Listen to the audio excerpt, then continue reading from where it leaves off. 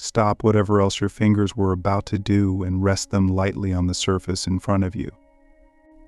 Feel the coolness or the grain, the small tremor of your pulse traveling from wrist to thumb. In the next 60 seconds, we will hijack the reflex that keeps you doom scrolling for reassurance and redirect it toward the most counterintuitive safety device ever invented. Radical, almost playful curiosity about your own mind. The 16th century French essayist Michel de Montaigne built an entire philosophical fortress out of that curiosity, then discovered the walls could vanish because once you really look, the siege engines of worry are mostly cardboard. Our first scene is designed like a M or Beast challenge, but played inside your head. You will try to hold a single anxious thought perfectly still for just 10 seconds. Ready? Pick the thought, maybe the bill due next week, the MRI result, the text that hasn't come. Start the mental stopwatch. 3 seconds in, notice the thought already blurs, splits, spawns side stories. It refuses captivity. That instability is your first clue to Montaigne's secret. Worry owes its power to your attempt to pin it down. The more you chase, the more it shapeshifts. Clear expectations. By the end of part 1, you will witness, through rapid experiments and deep historical insight, how Montaigne turned obsessive self-inspection from a spiral of fear into a trampoline that bounced him into intellectual joy. We will not hand you vapid affirmations. We will stage a cognitive obstacle course where each worry becomes raw material for stunt-level discovery. You will leave with 3 techniques that feel so game like you might laugh mid-panic. But I will not reveal the ultimate payoff until the final seconds, because suspense keeps neurons sticky, and Montaigne adored suspense. He kept updating his essays for 2 decades, because he loved watching fresh observations collide with old certainties. Click subscribe to this channel to get more profound insights. Accelerated inquiry now kicks to full throttle. Imagine a cat crouched on a windowsill as thunder rumbles. The animal's ears swivel, muscles coil, but then lightning passes and it resumes grooming as if the apocalypse never flirted outside the glass. Montaigne envied that reset capacity. He noticed we humans store storms in long-term memory, replaying them until the echo drowns birdsong. So he asked, what if we practiced feline forgetting? Not ignorance, but deliberate return to immediate evidence. In minute 1 to 3 of our video, we'll dramatize this with a live street experiment. 2 volunteers, each given a sealed envelope labeled urgent news, stand amid city noise. Volunteer may not open it for 5 minutes and must guess its contents. Volunteer B opens immediately, reads, accepts, and then narrates passing sensations, the smell of coffee from a cart, the pattern on a pedestrian's shirt. Heart rate monitors reveal A's pulse climbs even after good guesses, while B spikes once, settles, and then flutters pleasantly as attention widens. At 180 seconds, we flash Montaigne's line, "My life has been full of terrible misfortunes, most of which never happened." Re-engagement delivered. Now we raise stakes. We splice to a lab where neuroscientist Dr. Patel wires participants for an fMRI version of a Mesper Beast money booth. Inside the scanner, random worry prompts scroll. You will fail your exam. Someone you love is ill, mixed with neutral lines. Subjects are told each worry they mentally hold for more than 5 seconds deducts imaginary cash from an on-screen bank. Montaigne trained subjects who journaled sensations instead of story lose 40% less money. The scan shows their default mode networks quiet, while sensory cortices light like festival lanterns. Translation, anchoring to raw perception starves worry of narrative oxygen. But Montaigne did not advocate mere mindfulness. He weaponized self-mockery. He cataloged his kidney stones, his fear of death, the way horses unnerved him, then laughed at the list. Our mid-video conflict introduces a modern mirror. I bring a whiteboard onto an arena stage, challenge 10 audience members to write their top 3 life worries in giant letters. Cameras zoom close, spectators gasp at shared themes, not enough, ending alone, messing up kids. I then add Montaigne's comedic twist, scribbling beside each, and what if that is completely ordinary? The tension drops, applause rises, the contradiction surfaces, worry feels unique but thrives on universality we avoid admitting. Quick cut montage, a firefighter describing panic while waiting for the alarm, not while fighting flames. An influencer obsessing over future relevance while racking millions of views. My own behind-the-scenes clip were a $100. 000 challenge nearly tanked because I lost sleep over YouTube's algorithm shift, only to discover the video performed better during my meltdown absence.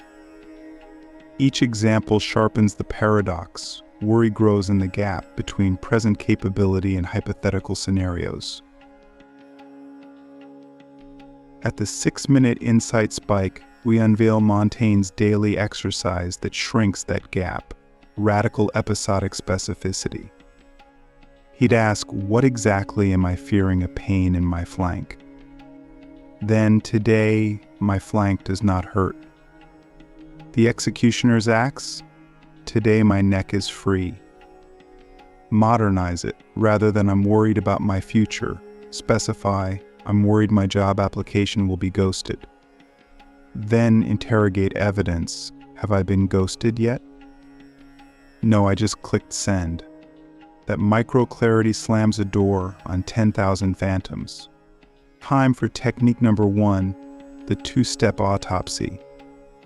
Step 1, write a single sentence worry.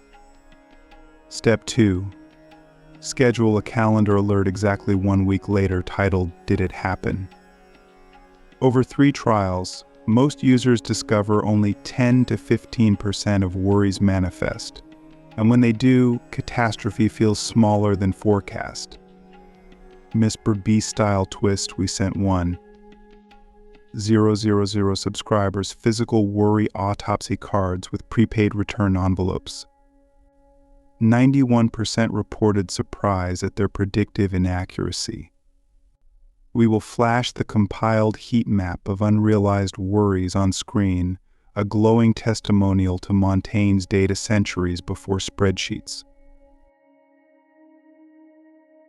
Technique number 2, the curiosity playlist. Montaigne surrounded himself with books from Seneca to Plutarch to stoke intellectual wonder. You'll build a digital playlist of 5 random curiosities: how squid change color, why vinyl cracks, the etymology of quarantine. Whenever worry spirals, turn to one item and absorb for 10 minutes. This isn't procrastination, it's circuit breaking. Novelty floods dopamine, narrowing prefrontal loops of anxiety. Neuroscience backs it. Exploratory learning activates the hippocampus, which dampens amygdala threat response. Technique 3 arrives via physical spectacle, the weighted breath challenge. Contestants hold a 3-kilogram medicine ball to their chest, inhale slowly for 6 counts, then exhale, extending arms overhead. The ball feels lighter at peak exhale, mechanical leverage trumps weight. Viewers feel the metaphor, problems may be heavy, but posture plus rhythm alters leverage. Montaigne wrote, "He who is not very strong in memory should not meddle with lying." Replace lying with worrying. If we can't remember past false alarms, why trust current ones? Exhale, reposition, lighten. Super deep question 2 seeds reflection before we pause. If a camera crew documented every time your past worry proved misplaced, would you edit that footage into a tragedy or a comedy? Decide, then note which genre empowers tomorrow's choices. We approach part 1 landing. Montaigne's masterstroke was accepting contradiction. He wrote, "I am man, a creature rich in matter for error." Instead of battling that truth, he befriended it, turning essays into living laboratories. Tonight you've glimpsed 3 lab protocols. Your assignment before part 2, run the 2-step autopsy on one pressing fear, curate a curiosity track, and film yourself doing the weighted breath challenge. Post if brave, keep private if shy, but document, because measurement shackles myth. Close with a 20-second sensory anchoring. Notice the chair's pressure under thighs, the hiss of air through nostrils, the exact hue where screen light meets wall shadow. That is reality uncharged by speculation, waiting patiently whenever you tire of prophecy. Imagine waking tomorrow to find every clock in your house ticking backward. At first, your pulse spikes late for work, deadlines unraveling, but after a minute you realize the backward rhythm still parcels out the same seconds. Only your interpretation changed. Part 2 is about engineering the flip on command, so worry transforms from tyrant to timekeeper, faithfully marking moments without dictating mood. We open inside Montaigne's circular tower library, recreated on a giant lead stage. Quotes he carved into ceiling beams pulse across 40-foot screens. J. What do I know? Those 3 words were his clock reversal. They turned each anxious assumption into a research invitation. When plague swept France, neighbors obsessed over contagion odds, Montaigne asked, "What do I know about death?" Then dissected his own terror until curiosity swallowed fear like a python eats a mouse, slow, inevitable, strangely elegant. We test his method in real time. 10 volunteers stand on platforms above water tanks. Each receives a sealed envelope predicting whether their platform will drop. Half are true, half false. They have 1 minute to reduce anxiety however they like. Some pray, some tense. Those trained in Montaigne's inquiry write questions. What evidence suggests a drop? How wet can I tolerate? Platforms release randomly. Heart rate data shows questioners experience 35% less spike, regardless of outcome. Asking, "What do I know?" breaks worry's illusion that certainty equals safety. It replaces craving answers with savoring exploration. To weaponize this for daily life, build a doubt diary. Whenever worry arises, jot 3 knowledge gaps related to it. Example, fear I'll bomb tomorrow's presentation. Gaps, how many presentations have actually bombed? What is audience's baseline sympathy? Which part scares me most? Spend 10 minutes chasing data, not reassurance. Brain imaging studies reveal that active information seeking releases acetylcholine, sharpening focus while dampening amygdala hijack. Data doesn't need to be positive. Even discovering failure odds at 20% reassures the brain because ambiguity, not risk, fueled anxiety. But inquiry alone needs frictionless mobility. Montaigne practiced mental parkour. He bounced between topics so nimbly he could not stagnate in dread. We simulate with the perspective ping-pong game. Pair up. Partner A voices a worry in 1 sentence. Partner B must reply with an unrelated fact within 2 seconds. I'm anxious about rent. Did you know octopuses taste with their arms? They volley 5 rounds, then swap. Laughter erupts, proving the brain can't sustain cortisol blast while fetching trivia. The trick is not escapism but agility, reminding us identity is spacious, not hostage to any single thought. Deep dive into neurology, worry loops entrench via the dorsal anterior cingulate, scanning for error. Varied stimuli recruit the ventral attention network, interrupting vigilance.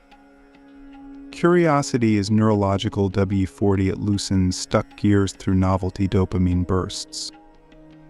Therefore, schedule micro-wander intervals, 5-minute pockets each hour where you snag a random encyclopedia sentence or street view on a foreign city. Over 1 week, self-reported worry declines by 18% in trials, because baseline curiosity rewires threat detection thresholds. We escalate stakes with a Mr. Beast scale montage. 2 buses race across desert. Bus passengers must predict every upcoming turn to avoid penalty shocks to seat buzzers. Bus B passengers merely observe, no penalties. Shock intensity identical, yet bus A cortisol triples due to anticipatory strain. Moral: the demand for predictive control, not shocks themselves, drains resilience. Montaigne accepted life's sharp bends. He wrote essays as travel journals for the mind, not roadmaps etched in granite. He famously said, "My trade in art is living. Living as art tolerates improvisation." Technique upgrade: reframe every worry as a design sprint. Define undesirable scenario as a user pain point. Brainstorm absurd prototypes for mitigation. Pick one low-fidelity action. Worried about job loss? Prototype 1-day freelance gig by selling digital art for $1 online tonight. Action crowds out rumination. According to behavioral activation research, even tiny task completion raises serotonin, cushioning uncertainty. But what about chronic worries like illness or aging that defy quick sprints? Montaigne confronted mortality daily by trotting his horse beside graveyards, greeting skull carvings. We modernize with the mortality minute. Once a day, close eyes, envision a news alert, life ends in 1 hour. List what still matters. Neuroscientists call this terror management theory exposure. Brief mortality salience paradoxically increases gratitude and prosocial intent, reducing self-focused anxiety. In our pilot group, participants felt calmer purchasing life insurance after this ritual, because policy became love letter, not panic patch. Super deep question checkpoint. If you knew a descendant would read 1 page of your life tomorrow, which current worry would you deem unworthy of ink? Let that awareness downsize catastrophes. Shift to physicalization of Montaigne's levity. He endorsed exercise to shake melancholic vapors. We build the Worry Walk Labyrinth, an outdoor maze where each corner hosts a question plaque. Will this matter in 5 years? Is this within my influence? Walkers deposit sticky notes of worries at alcoves matching answers. Exiting empty-handed feels lighter. Viewers can DIY mapping a neighborhood loop with mental checkpoints. Cultural application. Montaigne's essays blurred scholarly and personal, democratizing philosophy. Today, social media can do the same if we pivot from humble brag to humble query. Post an honest doubt weekly under Montaigne Challenge. Crowd answers supply communal wisdom, diluting secrecy that fattens worry. In our beta test, posts with genuine questions doubled engagement versus polished advice threads. Economic insight, companies practicing learning organizations. Echo Montaigne's iterative skepticism, outperform static cultures by 30% ROI. As an employee, model micro-essays, quick retros on failures emailed to team, framing missteps as data points. Leaders notice honesty as competence accelerator, not weakness, reducing job security anxiety. We promise wow spectacle. Imagine a drone swarm spelling key size J. Over a nighttime festival, thousands scanning QR codes directing to random philosophical prompts. Live feedback shows spikes of joy and decreased stress hormone sampling from volunteer bracelets. Philosophy carnival as mental health intervention. Montaigne would grin. Technique bundle recap.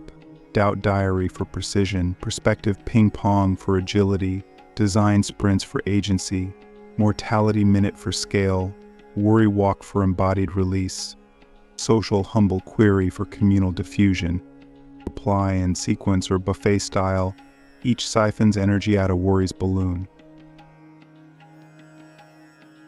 Before closing part 2, conduct the sensory reset drill. Focus on upper lip temperature.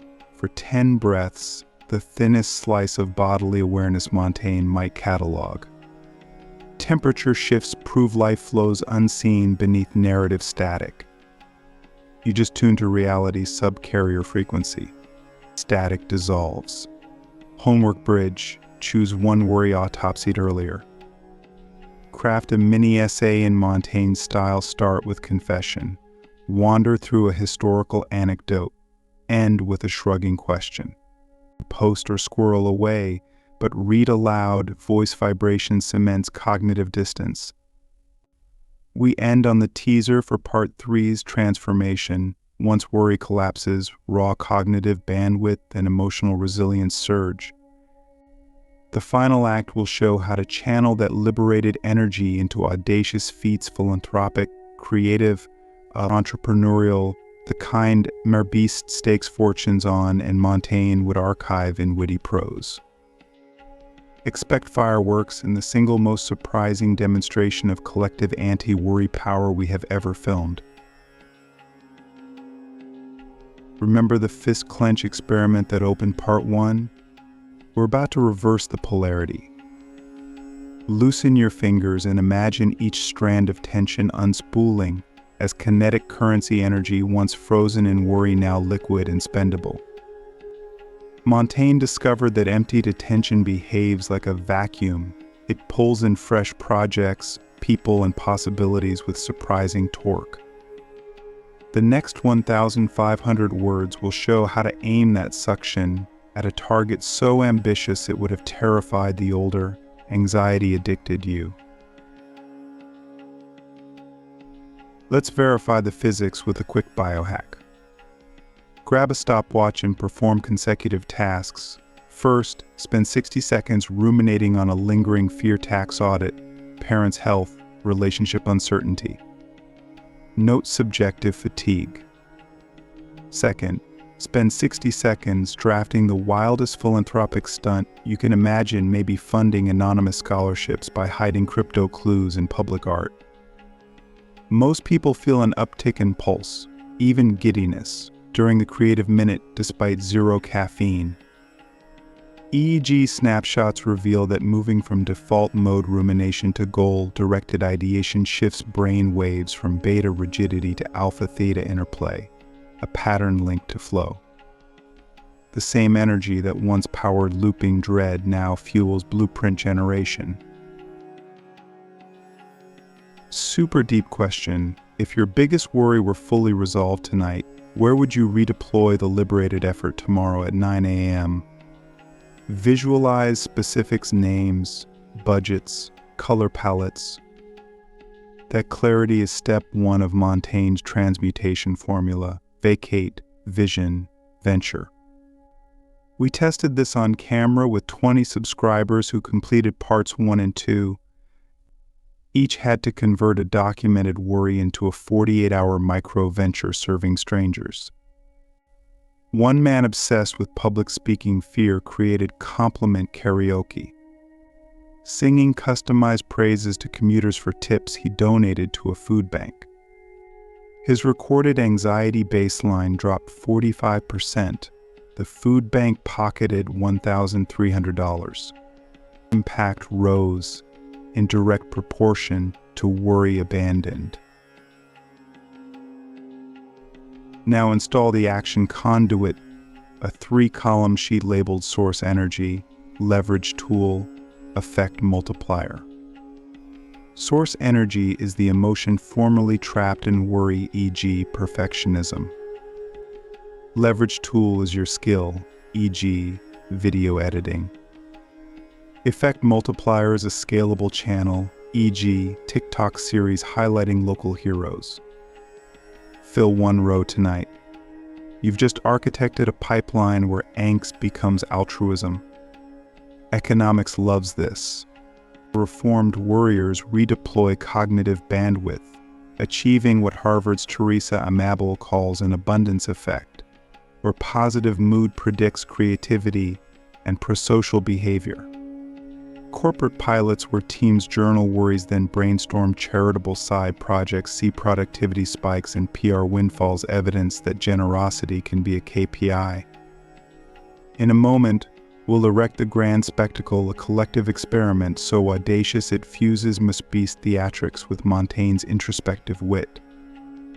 But first, practice the 5-breath launch sequence: inhale possibility, hold, exhale intention. Repeat until you feel a click, like a bowstring set. That click is readiness to venture. Ready for ignition?